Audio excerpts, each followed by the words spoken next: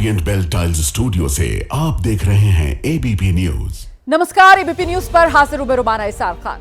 मातृभूमि देख रहे हैं आप। शुरू करने जा रहे हैं वो शो जो आपको दिन भर की खबरों से अपडेट करता है और साथ ही एक भी खबर न छूटने की गारंटी देता है। तो सबसे पहले वो 4 बड़ी खबरें जिन पर इस वक्त देश भर की नजर टिकी हुई है और वो खबरें जिस पर आज बात होगी। पहली खबर, यूक्रेन ने रूस पर ड्रोन से बड़ा हमला कर दिया है।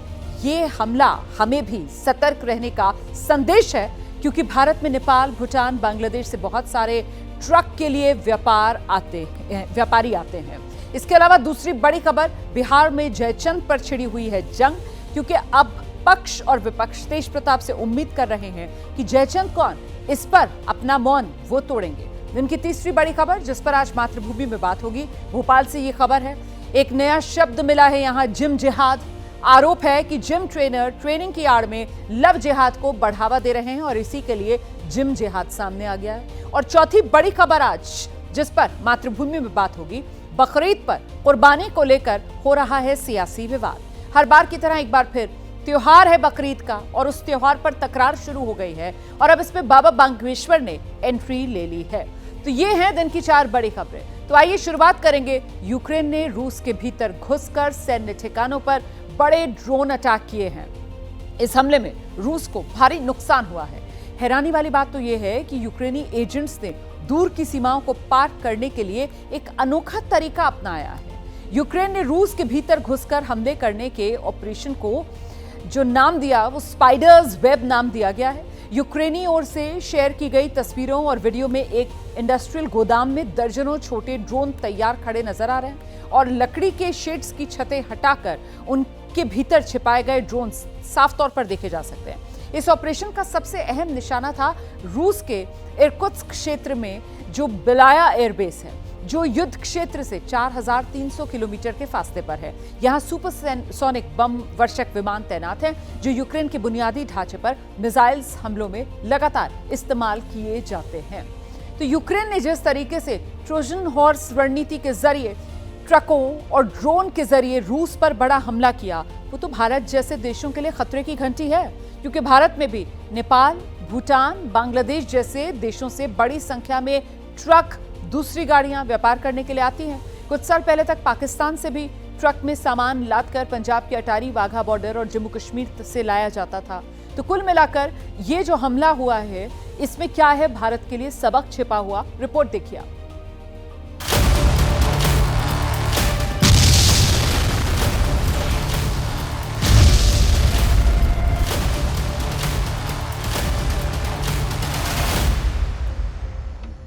ड्रोन अटैक की ये तस्वीरें रूस यूक्रेन युद्ध की हैं। ट्रोजन हॉर्स स्टाइल में यूक्रेन ने रूस के भीतर घुसकर हमला किया। रविवार को यूक्रेन ने रूस के 5 अलग अलग प्रांतों में बड़ी संख्या में ड्रोन से हमले किए। स्वार्म ड्रोन यानी ड्रोन के झुंड के जरिए रूस के 4 बड़े और स्ट्रेटेजिक महत्व के एयरबेस को ड्रोन हमले से बड़ा नुकसान पहुंचाए जाने की खबर है। रूस में 600 किलोमीटर भीतर यूक्रेन ने चौतरफा धमाके किए। इस हमले के लिए ट्रक के भीतर ड्रोन को भरा गया और रूस की सीमा में दाखिल करवा दिया गया। पिछले 1.5 साल से यूक्रेन की खुफिया एजेंसी एसबीयू इस हमले की तैयारी कर रही थी। ग्रीस की विश्व प्रसिद्ध पौराणिक कथा ट्रोजन हॉर्स से प्रेरणा लेते हुए यूक्रेन ने बड़ी संख्या में ड्रोन्स को रूस के भीतर पहुंचा दिया। दरअसल यूक्रेन जानता था कि बॉर्डर इलाकों में रूस का एयर डिफेंस सिस्टम बेहद मजबूत है। ऐसे में इन सीमावर्ती इलाकों से ड्रोन्स को रूस के एयरबेस तक पहुंचाना एक टेढ़ी कीर हो सकता है। इसलिए यूक्रेन की इंटेलिजेंस एजेंसी ने सड़क के रास्ते से बड़ी संख्या में ट्रकों को रूस के एयरबेस तक पहुंचाया और इन ट्रकों में ही बड़ी संख्या में एफपीवी ड्रोन्स छिपाकर रखे गए थे। यूक्रेन के इन ट्रकों में फॉल सीलिंग तैयार की गई। इन फॉल सीलिंग में यूक्रेन ने स्वार्म ड्रोन छिपाकर रख दिए थे। ये ड्रोन बम और दूसरे एक्सप्लोजिव मटेरियल से लैस थे। बॉर्डर पुलिस को गच्चा देकर यूक्रेन ने इन ट्रकों को रूस के 4 स्ट्रेटेजिक एयरबेस के करीब ले जाकर खड़ा कर दिया। फिर रिमोट के जरिए दूर से ही ट्रकों की सीलिंग खोलकर स्वार्म ड्रोन से रूसी एयरबेस पर खड़े स्ट्रेटेजिक बॉम्बर्स पर हमला कर दिया। ड्रोन अटैक में रूस के परमाणु हथियार ले जाने में सक्षम विमान थू थू कर जल उठे। रूस के 5 अलग अलग एयरबेस पर एक ही मोडस ऑपरेंडी के जरिए हमले किए गए। यूक्रेन ने इस ऑपरेशन को स्पाइडर वेब नाम दिया है। अब ट्रोजन हॉर्स की कहानी भी सुन लीजिए। दरअसल पौराणिक ग्रीस में यूनान ने ट्रॉय पर कब्जा करने के लिए एक चाल चली थी। इस चाल के तहत यूनान ने एक लकड़ी का घोड़ा बनाया और उसमें अपने सैनिक बिठा दिए। इसके बाद यूनान ने इस ट्रॉय घोड़े को यानी लकड़ी के घोड़े को ट्रॉय के गेट पर ले जाकर छोड़ दिया। ट्रॉय के निवासियों ने इसे विजय का तोहफा समझा और उसे अंदर ले गए। रात के वक्त इस ट्रॉय घोड़े में से जो अंदर यूनान के सैनिक बैठे थे वो बाहर निकले और उन्होंने ट्रॉय का गेट खोल दिया, यानी कि ट्रॉय किले का गेट खोल दिया। इसके बाद यूनान की सेना ट्रॉय के अंदर घुसी और पूरे ट्रॉय पर कब्जा कर लिया। खुद रूस ने कबूल किया है कि यूक्रेन के हमले में 5 मिलिट्री एयरफील्ड को नुकसान पहुंचा है। ये एयरफील्ड है मुर्मांस्क, इर्कुत्स्क, इवानोवो, रेजन और अमूर क्षेत्र। रूस का दावा है कि इवनोवो, रेजन और अमूर में सभी FPV ड्रोन्स को इंटरसेप्ट कर लिया गया था। मुर्मांस्क और इर्कुत्स्क में कई एयरक्राफ्ट को नुकसान पहुंचा है। रूस का दावा है कि इन हमलों में कोई सैनिक हताहत नहीं हुआ है। कुछ संदिग्ध लोगों को गिरफ्तार करने का भी दावा रूस ने किया है। यूक्रेन ने इस हमले के दौरान रूस के एक न्यूक्लियर सबमरीन बेस के करीब भी अटैक किया। साथ ही कुर्स्क और एक ब्रायंस्क प्रांत में यूक्रेन ने बम लगाकर रूस के रेलवे ब्रिज को उड़ा दिया, जिसके कारण 2 बड़े ट्रेन हादसे सामने आए हैं। हमने एक शानदार ऑपरेशन किया। ये ऑपरेशन दुश्मन के इलाके में हुआ और इसमें विशेष रूप से सैन्य अड्डों को टारगेट किया गया था, जिनका इस्तेमाल यूक्रेन के खिलाफ हमलों में हुआ था। रूस को इस ऑपरेशन से बहुत नुकसान हुआ है, जो पूरी तरह से उचित है। यूक्रेन ने दावा किया है कि ये हमला पर्ल हार्बर जैसा है, जिसमें रूस के 40 स्ट्रेटेजिक बॉम्बर्स तबाह किए गए।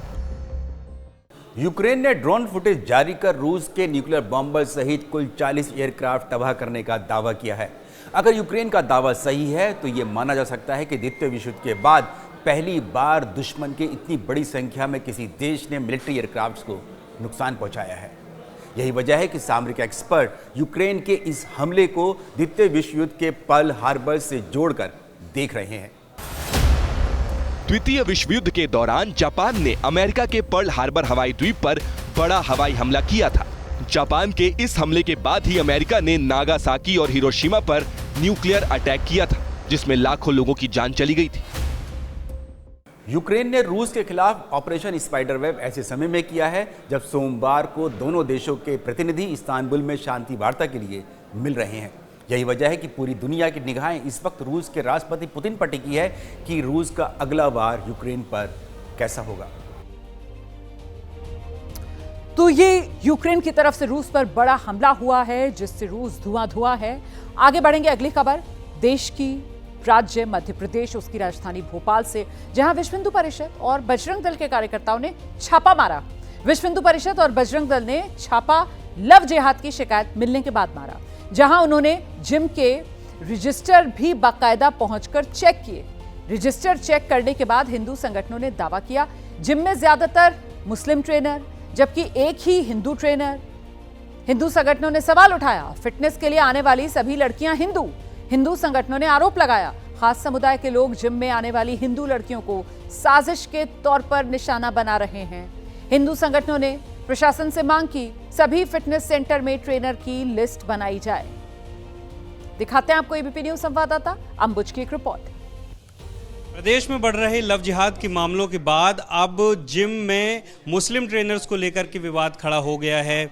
कल जिस तरीके से आलोक शर्मा का बयान आया, जो भोपाल के सांसद हैं, उसके बाद अब हिंदू संगठन भी, बजरंग दल, VHP वो भी एक्टिव हुए हैं और जिम में पहुंच करके ये देखा जा रहा है कि क्या मुस्लिम ट्रेनर्स हैं, कितनी हिंदू बच्चियां हैं। बताएं क्या पाया हैं यहाँ पे। पूरे जितने भी ट्रेनर आप जैसे देख सकते हैं सबका बना हुआ है। शहनवाज ये मुसलमान है, जुनैद ये मुसलमान है, यहाँ देख लिए ये मुसलमान है, हरीश ये हो गए, आसिफ ये हो गए, ये मुसलमान है। यहाँ पे कोई भी हिंदू लड़कियाँ ट्रेनर नहीं है और यहाँ पे हिंदू लड़कियों को मुसलमान ही ट्रेन कर रहे हैं, है ना मैडम?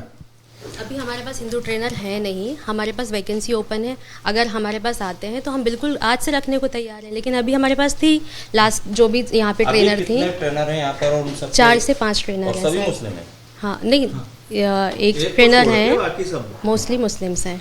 तो इनका पुलिस वेरिफिकेशन करवाया आपने? हाँ, आधार कार्ड है हमारे पास, सब वेरीफाइड है। आपके जिम में क्या क्या है? सीसीटीवी? हमारे सीसीटीवी हर कोने में सीसीटीवी है जो हमेशा 24 घंटे चालू रहते हैं। जिम में जो लोग हैं वो ये कह रहे हैं कि फीमेल ट्रेनर्स की ज़रूरत है यहाँ पर, लेकिन वैकेंसी होने के बाद भी फीमेल ट्रेनर की उपलब्धता अभी जिम में नहीं है। आप देख सकते हैं कि इस वक्त हालांकि अभी जिम में कोई है नहीं, लेकिन ये दलील दी जा रही है जिम की तरफ से कि जिम में उनकी तरफ से सारे सुरक्षा के चाक चौबंद इंतज़ाम हैं, सीसीटीवी कैमरे हैं। फीमेल ट्रेनर्स की जहाँ तक बात है वो अभी नहीं है, लेकिन इनका ये कहना है, जिम जो लोग चला रहे हैं, संचालक हैं, उनका ये कहना है कि फ़ीमेल ट्रेनर्स की वैकेंसी है और जैसे ही फीमेल ट्रेनर्स यहाँ पर उपलब्ध होती हैं तो फीमेल ट्रेनर्स भी अवेलेबल कराई जाएंगी जो लोग जिम करने आते हैं, विशेष तौर पर महिलाएं।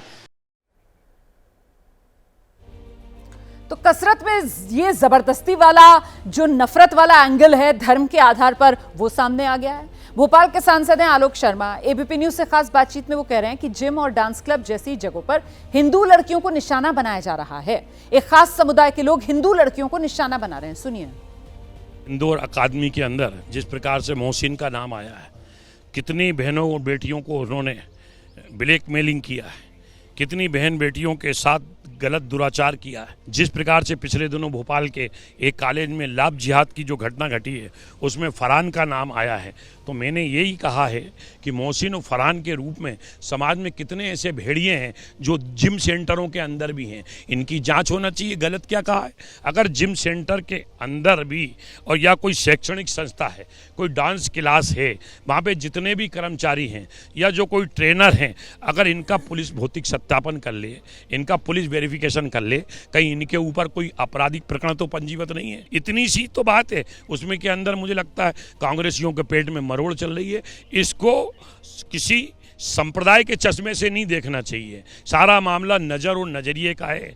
नज़र का तो हम ऑपरेशन करा देंगे, आपके नज़रिए का क्या करें? मेरे स्टेट में अपराधी समाज में कोई भी हो सकता, उसकी जांच होना चाहिए, भौतिक सत्यापन होना चाहिए, पुलिस वेरिफिकेशन करना चाहिए। देखिए, सांसद जी बिल्कुल सही कह रहे हैं, सारा मामला जो है वो नजर और नजरिए का है। और सांसद जी ने जो बात कही कि साहब पुलिस सत्यापन कर ले तो उस पर तो किसी को आपत्ति नहीं है, लेकिन आपत्ति इस बात पर है कि विश्व हिंदू परिषद जो जिम में पहुंच गया और वहां पर जिम के रजिस्टर चेक किए जा रहे हैं, उनको किसने अधिकार दे दिया? मतलब वो कौन सी संवैधानिक शक्ति के आधार पर जिम में पहुंचकर किसी जिम के रजिस्टर चेक कर रहे हैं और ये देख रहे हैं कि वहां पर काम कौन कर रहा है, वो किस धर्म का है, जबकि जो जिम में वहां पर लड़की उनके सवालों का जवाब दे रही है उसने साफ तौर पर बताया कि सबका पुलिस वेरिफिकेशन हुआ है, सबके आधार कार्ड जमा है, तो फिर ये विश्व हिंदू परिषद की दादागिरी का क्या मतलब? ये सवाल तो बनता है। बीजेपी सांसद आलोक शर्मा ने जो बयान दिया है उस पर कांग्रेस के विधायक हैं आरिफ मसूद, वो भी पलटवार कर रहे हैं। जिम ट्रेनर की सूची बनाने वाले बयान पर उन्होंने कहा कि जिम चलाना कोई अपराध तो है नहीं। बीजेपी सांसद को इस तरीके के बयान से बचना चाहिए, ये सलाह दी जा रही है कांग्रेस की तरफ से, सुनिए। जिम की ट्रेनिंग का करना अपराध है, जिम खोलना अपराध है? पहले वो ये तो बताएं कि जिम खोलना अपराध है क्या? ये जिम खोल के कोई अपराध कर लिया, अगर जिम गलत है या जिम चलाने वाला संचालक गलत है, उसकी भूमिका पे संदेह, तो ये तो आने वाला का प्रश्न है ना कि वो ना जाए। कहीं भी कुछ उठाया, बोलना शुरू कर दिया जो समझ में आया। मेरे आपके जरिए सलाह है उनको, एक मित्र के नाते, एक भोपाल के नाते, भोपाली होने के नाते कि सांसद हैं, गरिमा बनाकर रखे, मजाक ना बनाए। आगे बढ़ेंगे, अगली खबर भी वही हिंदू मुसलमान वाली। अब मुद्दा बकरीद है। हर बार इस त्योहार पर एक अलग किस्म की सियासत है जो देश में देखने के लिए मिलती है। फिर से बकरीद का त्योहार और बकरीद पर जो कुर्बानी होती है जानवरों की, उसी का विरोध एक बार फिर हर बार की तरह शुरू हो गया है। उत्तर प्रदेश से लेकर महाराष्ट्र तक विश्व हिंदू परिषद बकरीद पर जानवरों की कुर्बानी पर विरोध कर रहा है। बकरीद पर कुर्बानी को लेकर देश भर में सियासी बहस फिर से तेज है।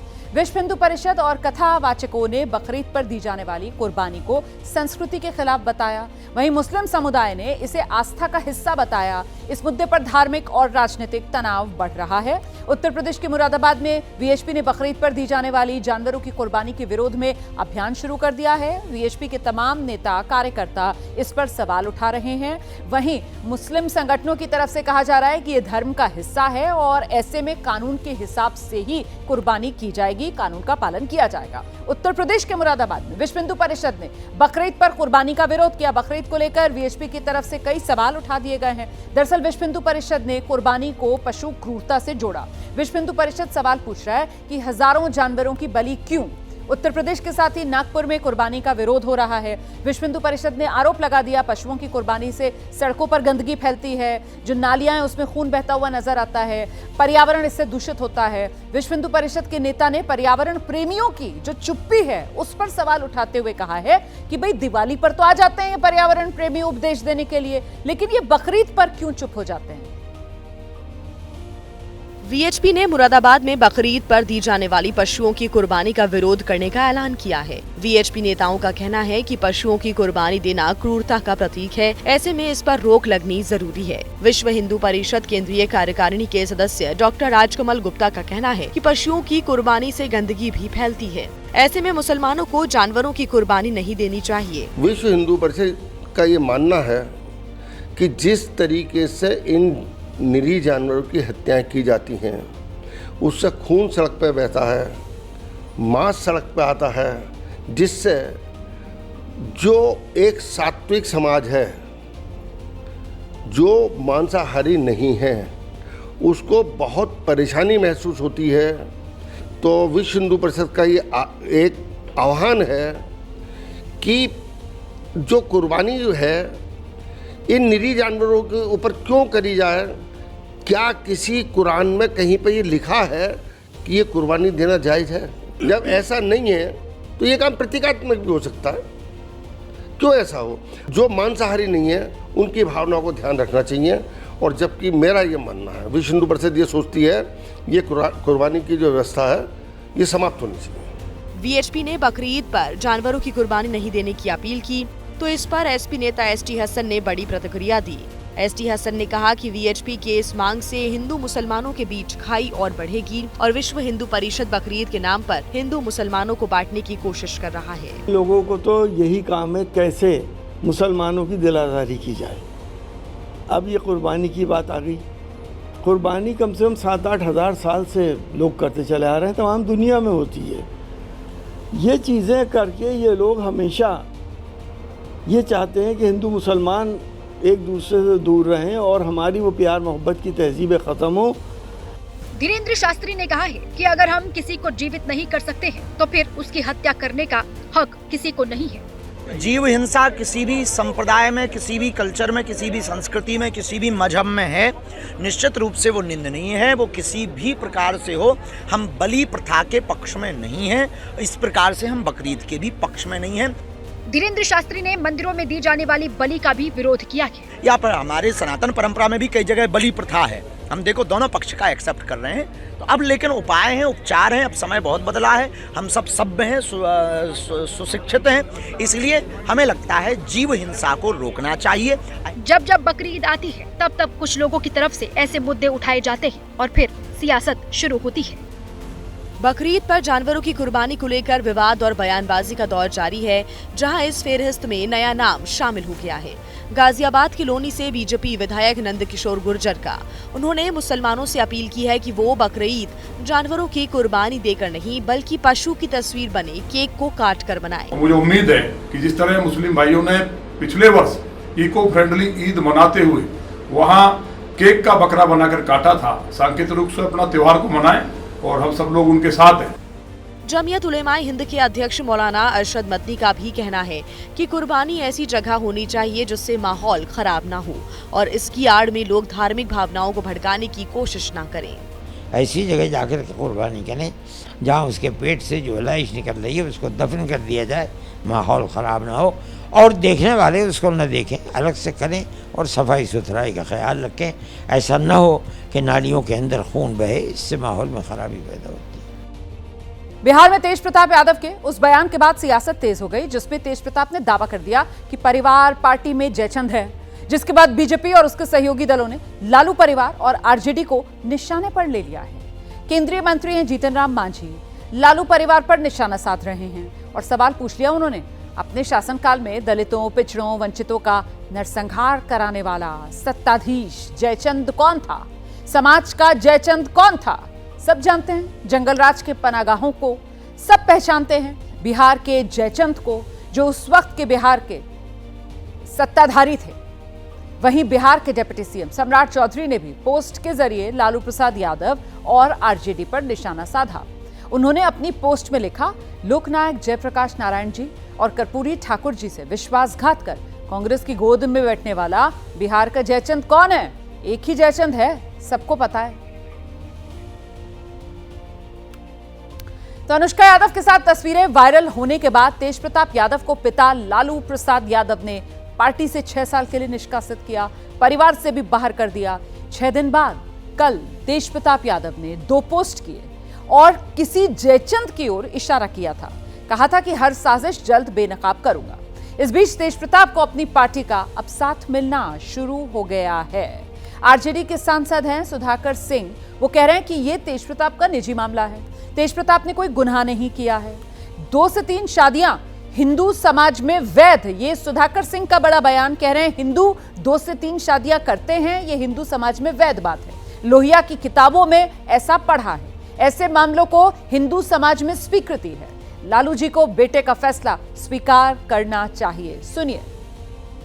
देखिए, निजी मसला है उनका, शादी ब्याह करना, और बेगुनाह की श्रेणी है, गुनाह की श्रेणी नहीं मानता।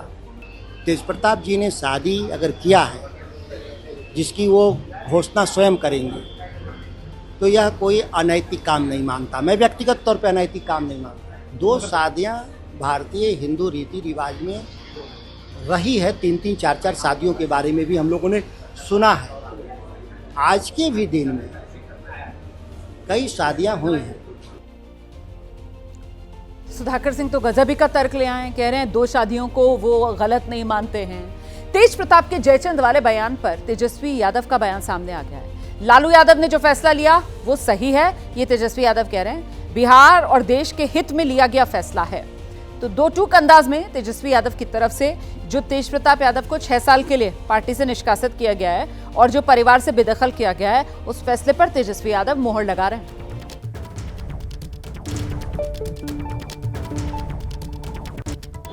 इस पे राष्ट्र अध्यक्ष जी ने निर्णय ले लिया है और राष्ट्र अध्यक्ष सबसे अनुभवी है। बिहार की भलाई किसमें है, पार्टी की भलाई कैसे होगी, ये राष्ट्र अध्यक्ष जी से बेहतर कोई नहीं जानता, ना निर्णय ले सकता है। जब एक बार उन्होंने निर्णय ले लिया है पार्टी के भलाई के लिए, बिहार के भलाई के लिए, तो हमको लगता है कि इस पे अब कोई बातचीत होनी नहीं चाहिए।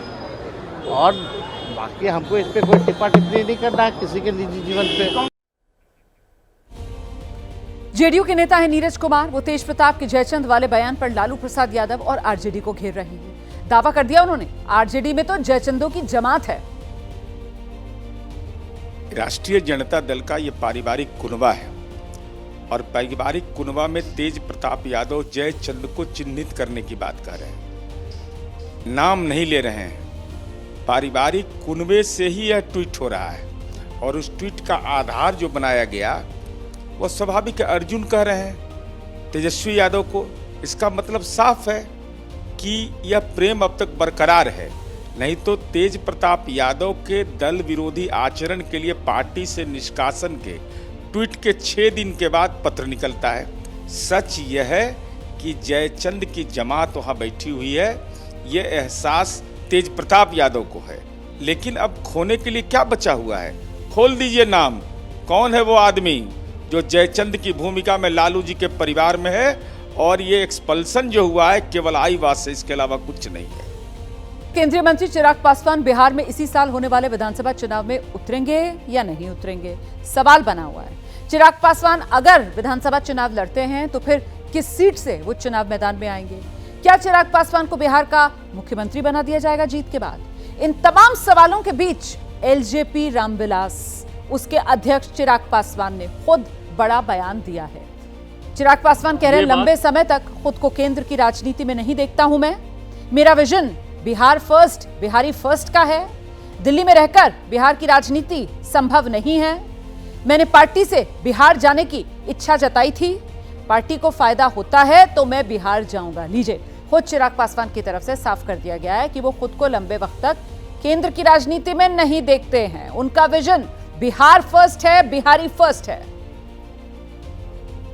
ये बात मैंने कही है कि मैं बहुत लंबे समय तक अपने आप को केंद्र की राजनीति में नहीं देखता हूं। ऐसे में मेरी इच्छा है कि मैं जिस सोच के साथ राजनीति में आया हूं, मेरा एक अपना विजन भी है, बिहार फर्स्ट, बिहारी फर्स्ट। ऐसे में मैं चाहता हूं कि मेरा राज्य बिहार विकसित राज्यों की श्रेणी में बराबरी पर आकर खड़ा हो। जो तीसरी बार का सांसद बनने के बाद मुझे एहसास हो रहा है कि दिल्ली में रह के शायद नहीं संभव होगा। तो अगर मेरे चुनाव लड़ने से मेरी पार्टी को मजबूती मिलती है, अगर मेरा स्ट्राइक रेट मेरे लड़ने से और मेरे गठबंधन का प्रदर्शन अगर इससे बेहतर होता है, जो कि चर्चा में लग रहा है, तो मैं जरूर लड़ूंगा। बिहार विधानसभा चुनाव में मुख्यमंत्री पद की कोई वैकेंसी नहीं है। मौजूदा मुख्यमंत्री नीतीश कुमार जी ही चुनाव परिणामों के बाद प्रदेश के मुख्यमंत्री बने। यूरोप में सबसे लंबा, सबसे एक्टिव ज्वालामुखी इटली का माउंट एटना एक बार फिर से फट गया है और इससे एक बार फिर लावा, राख निकलना शुरू हो चुका है। हालांकि अभी ज्वालामुखी की वजह से किसी नुकसान की खबर तो नहीं है। इटली में ज्वालामुखी पर करीबी नजर अधिकारी वहां के बनाए हुए हैं। इससे किसी तरीके का नुकसान ना हो, उसको लेकर एहतियात बरती जा रही है। देखिए किस तरीके से ये ज्वालामुखी एक बार फिर से फटा है। ज्वालामुखी में ये बड़ा विस्फोट।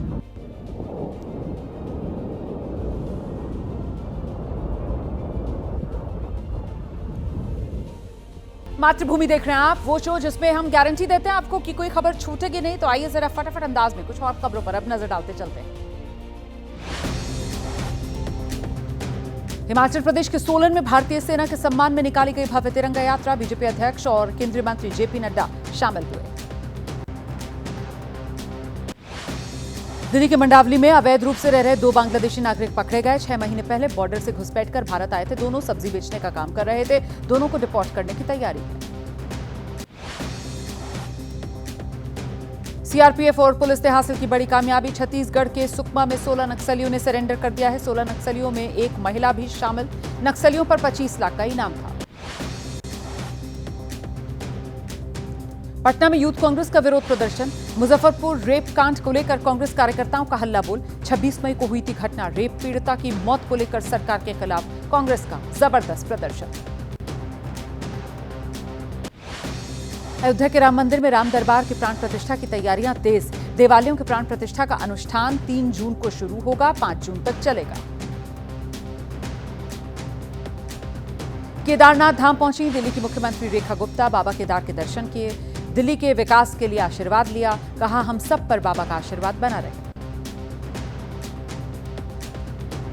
लैंडस्लाइड से सिक्किम में बड़ा हादसा हुआ। आर्मी कैंप पर लैंडस्लाइड का मलबा।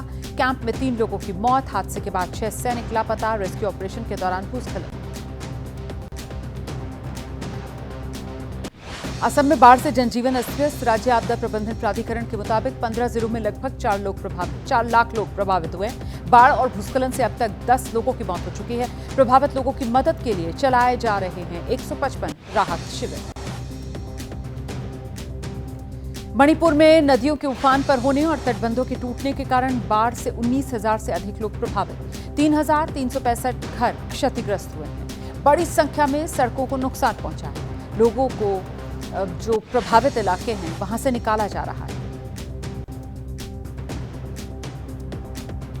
इंफाल में भारी बारिश का असर दिख रहा है। लबालब पानी से भरी हुई हैं सड़कें। आवाजाही में लोगों को परेशानी हो रही है। उफान पर इरिल और नंबुल नदियों का जलस्तर। खराब मौसम से बढ़ सकती हैं लोगों की मुश्किलें।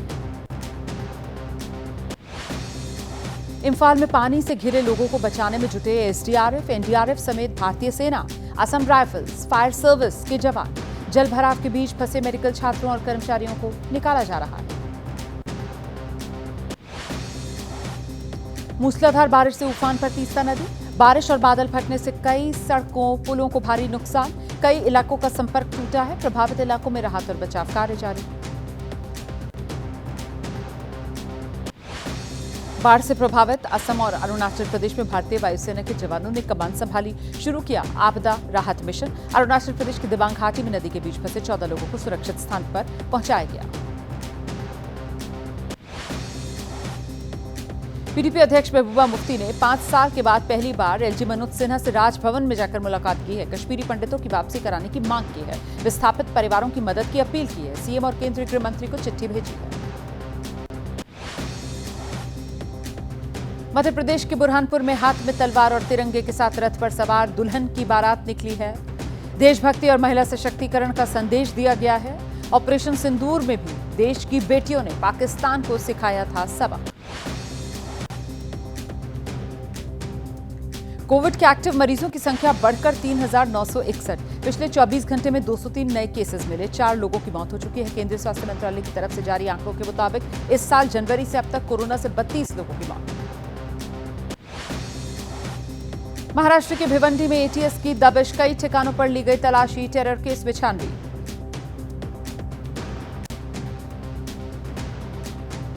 उत्तर प्रदेश के ललितपुर में जन्मदिन पार्टी में दबंगों ने तलवारें लहरा दी। दहशत फैलाने के मकसद से हाथ में बंदूक और नंगी तलवारें लेकर डांस किया। वायरल वीडियो की जांच में जुटी है पुलिस। देश भर में आतंकवादियों और गैंगस्टर्स का नेटवर्क तोड़ने वाली दिल्ली पुलिस की एंटी टेरर यूनिट महफूज नहीं है। स्पेशल सेल के दफ्तर के मालखाने से करोड़ों का सोना, कैश चोरी हो गया। हेड कांस्टेबल खुर्शीद के पास से चोरी का सोना और 50 लाख कैश बरामद हुआ है। पूछताछ जारी है। खुर्शीद इसी मालखाने की सुरक्षा में तैनात था पहले। उत्तर प्रदेश के सोनभद्र में मैटरनिटी वार्ड से चोरी हुआ नवजात। सीसीटीवी फुटेज में कैद हुई नवजात को चुराने वाली महिला। बच्चे के पिता को बहाने से महिला ने भेज दिया था बाहर। उत्तर प्रदेश के बरेली में प्राचीन मंदिर से अष्टधातु की 8 मूर्तियां चोरी हो गईं। पूरी घटना मंदिर परिसर में लगे सीसीटीवी कैमरे में कैद हुई। अज्ञात चोरों ने घटना को अंजाम दिया है। पुलिस मामले की जांच में जुटी।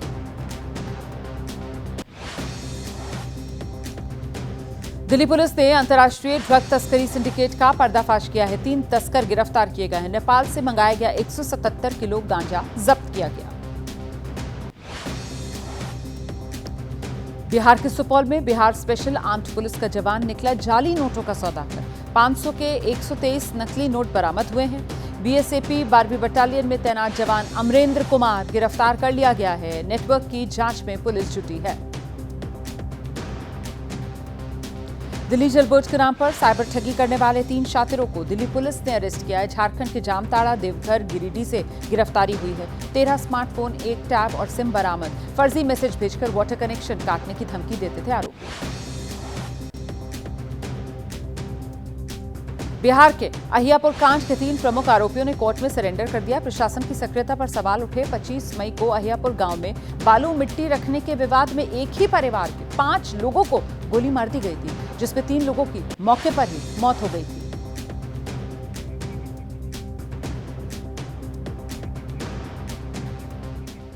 और अब मातृभूमि में कुछ और खबरों का रुख करेंगे विस्तार से। रामनगरी एक बार फिर श्रद्धा और भक्ति के रंग में रंगने को तैयार है। दरअसल श्री राम जन्मभूमि मंदिर में राम दरबार और परकोटे के 6 मंदिरों में मूर्तियों की प्राण प्रतिष्ठा कार्यक्रम का आयोजन किया जाएगा। ये जो अनुष्ठान है वो कल यानी 3 जून से शुरू होगा और फिर कल से शुरू होकर 5 जून तक ये अनुष्ठान चलेंगे। इस दौरान सीएम योगी आदित्यनाथ 5 जून को फिर राम दरबार की प्राण प्रतिष्ठा और सरयू जयंती जन्मोत्सव के उद्घाटन में शामिल होंगे। इस कार्यक्रम से पहले मंदिर के शिखर पर स्वर्ण कलश लगाया गया है। मंदिर के शिखर पर लगे स्वर्ण कलश की आभा दूर से लोगों को आकर्षित कर रही है। अहमदाबाद से आए विशेष कारीगरों ने मंदिर के 6 उप मंदिरों और आम लक्ष्य शिखरों पर स्वर्ण परत चढ़ाने का कार्य किया है। राम मंदिर के प्रथम तल की प्राण प्रतिष्ठा का जो कार्यक्रम है वो अयोध्या में शुरू हो गया है और किस तरीके से पूरी कार्यक्रम की रूपरेखा रहेगी हम जानेंगे श्री राम जन्मभूमि तीर्थ ट्रस्ट के महासचिव चंपत राय जी से। जो प्रथम तल का प्राण प्रतिष्ठा का कार्यक्रम है उसके बारे में जानना चाहेंगे, क्या पूरी रूपरेखा है? मंदिर का निर्माण कार्य पूर्णता की ओर है। 8 मंदिरों में प्राण प्रतिष्ठा होनी है। 3 जून 4 जून को प्राण प्रतिष्ठा का पूजन होगा। सवेरे 6:30 बजे से शाम को 6:30 बजे तक। 5 जून को प्राण प्रतिष्ठा सवेरे 11:20 से प्रारंभ हो जाएगी। और अब अगली खबर। उत्तराखंड की राजधानी देहरादून में 2 ऑटिस्टिक बच्चों के साथ हैवानियत का मामला सामने आया। ये खबर इंसानियत को शर्मसार करने वाली। पहले हम आपको सिलसिलेवार तरीके से ये पूरी खबर बता देते हैं। दरअसल ये मामला देहरादून के एक बोर्डिंग स्कूल का है। स्कूल का नाम पेंसिल बॉक्स बोर्डिंग स्कूल है। बोर्डिंग स्कूल में 2 नाबालिग बच्चों का उत्पीड़न होता है। दोनों दिव्यांग बच्चों का शारीरिक मानसिक उत्पीड़न किया गया। बच्चों ने बोर्डिंग स्कूल के केयरटेकर पर आरोप लगाए हैं। बच्चों ने बताया कि केयरटेकर लोहे की रॉड से मारता था। केयरटेकर ने दोनों दिव्यांग बच्चों को सिगरेट से जलाया है। केयरटेकर दोनों बच्चों के साथ दुष्कर्म भी करता था। दोनों बच्चे उत्तर प्रदेश के मुरादाबाद के रहने वाले हैं। बच्चों ने स्कूल में होने वाले उत्पीड़न की बात अपने माता पिता को बताई। बच्चों की मां ने स्कूल प्रशासन के खिलाफ शिकायत दर्ज करवाई। शिकायत के बाद पेंसिल बॉक्स नाम की बोर्डिंग स्कूल पर छापेमारी हुई है। पुलिस ने आरोपी केयरटेकर सोनू को गिरफ्तार किया है। अवैध तरीके से संचालित पेंसिल बॉक्स बोर्डिंग स्कूल को सील कर दिया गया है।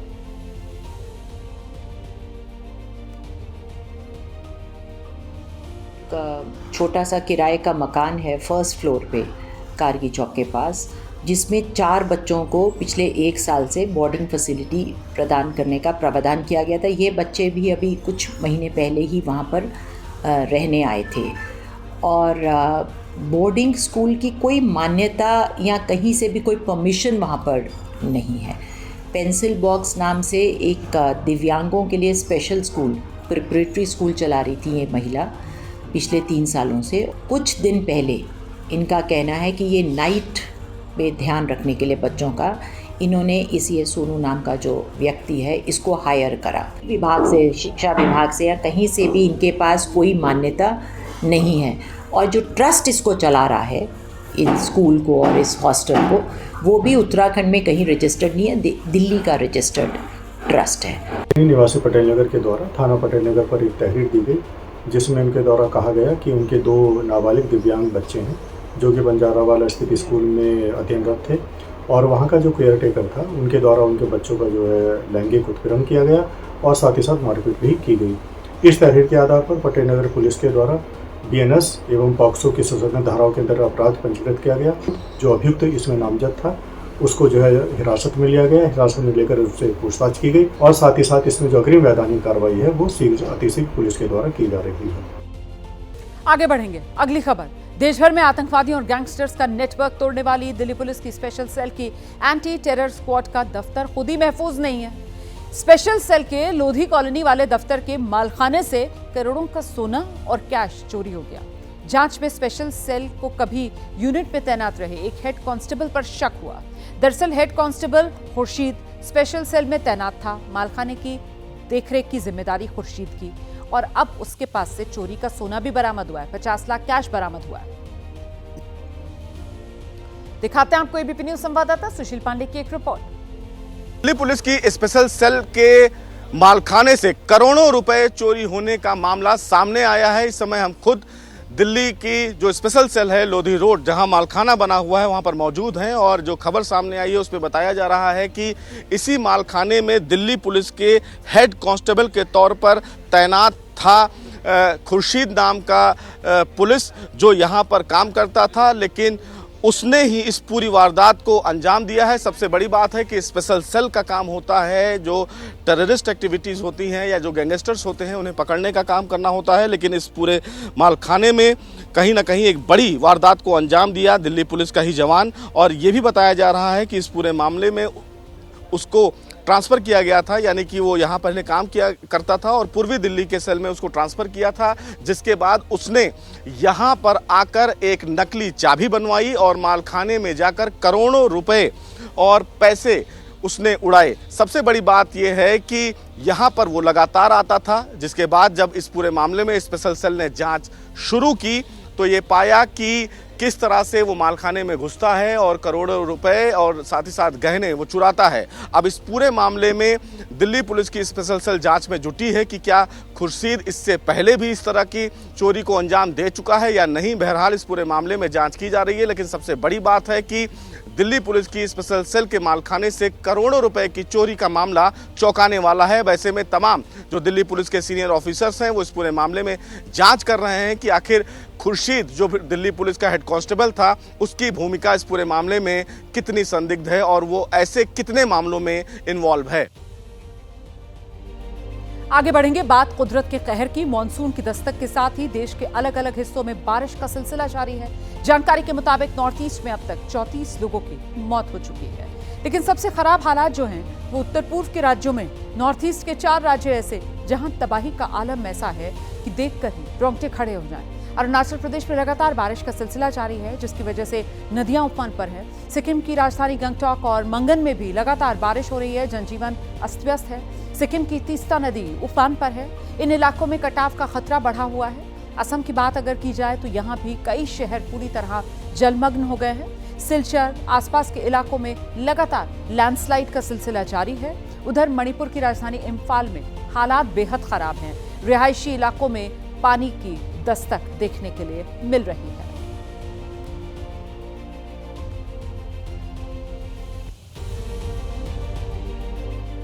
तो उत्तर पूर्व भारत में आपने देखा किस तरीके से ये बाढ़ और बारिश का कहर। मातृभूमि देख रहे थे आप। कल शाम 4 बजे मातृभूमि के साथ फिर आपसे मुलाकात होगी।